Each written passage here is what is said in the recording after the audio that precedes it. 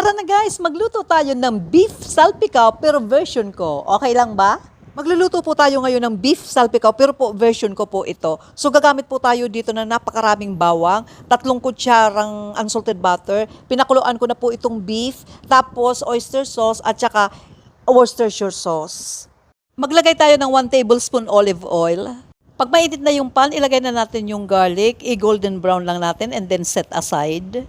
Sa same pan, ilagay na natin yung 3 tablespoon unsalted butter at saka 2 tablespoon oyster sauce. Nilagyan ko po siya ng 1 tablespoon Worcestershire sauce. And then pagkatapos nilagay ko na po yung pinakuluan ko ng beef. Pwede rin po kahit anong klaseng part ng beef, basta malambot. Pwede rin pong steak, pero no need pakuluan. Lagyan natin ng ground black pepper at saka yung kaninang sinet aside na garlic. Konting halo lang at saka lutuin ng ilang seconds and then okay na siya. Luto na! Kainan na!